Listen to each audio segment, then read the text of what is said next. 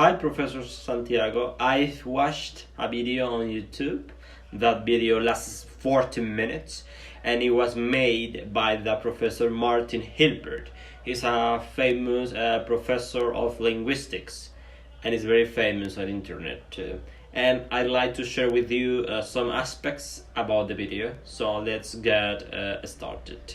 At the beginning of the video, he mentioned facts about language acquisition. Some of them are first, there is no genetic predisposition for acquiring a particular language.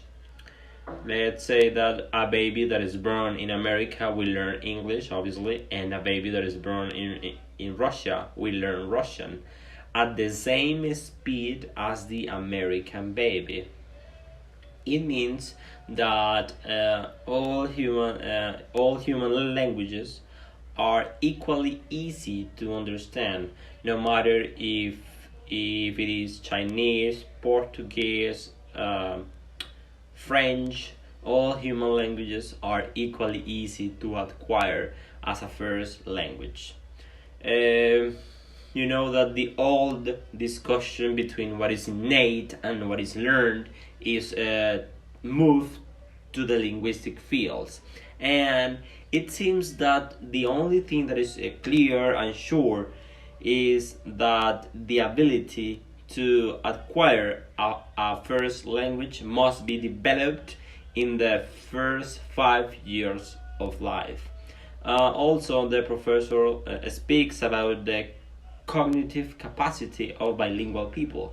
He says that the main difference between a monolingual and a bilingual brain is in their ability to make decisions.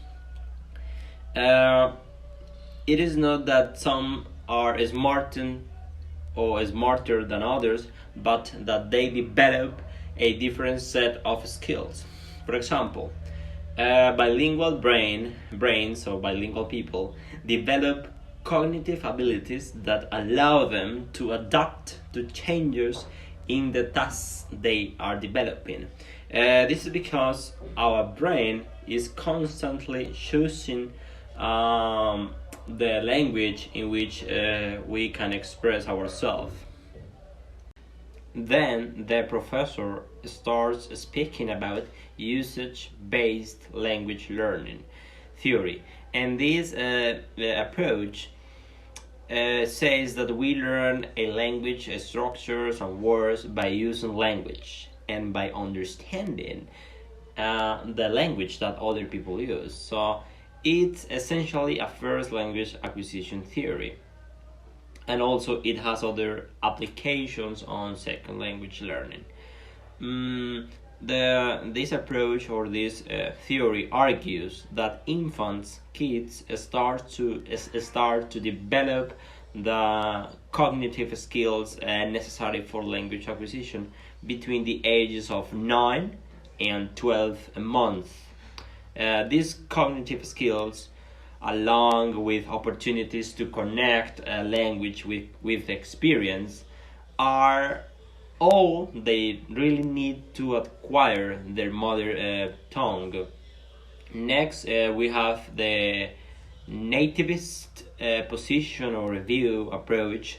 It says that it claims the existence of genetically programmed pre-structures and conditioning that lead children to acquire a human language. Next, the professor speaks about the poverty of the stimulus argument, which says that the linguistic input young children receive is itself insufficient to get their detailed knowledge of their mother tongue. So people must be born with an innate ability to learn a language. What is the origin of this argument?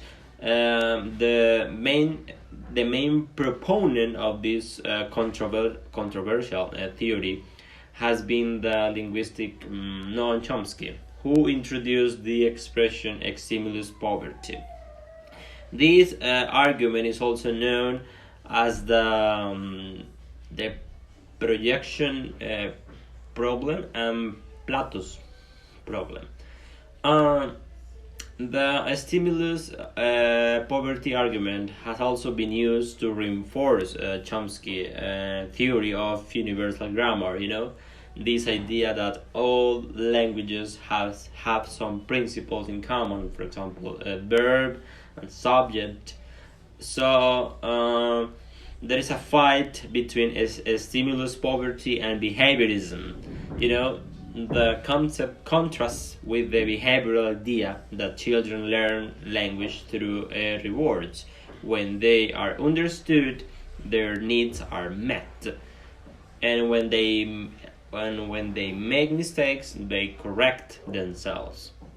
Chomsky argues that children learn language too quickly and too few structural errors to have to reward or punish all possible variations before they learn the proper structure. So some of the abilities to learn language must be innate to help them automatically to skip some errors. Now, the professor asks what things could be innate in the language learning. There are three things he mentions that could be innate. First, perhaps, there are linguistic structures and categories like subjects, objects, verb complements, relative clauses, linguistic notions that could be hardwired into our brain. Second, perhaps there must be a specialized learning strategies or mechanisms that apply only to learning acquisitions and are different from those strategies used in learning other cognitive skills.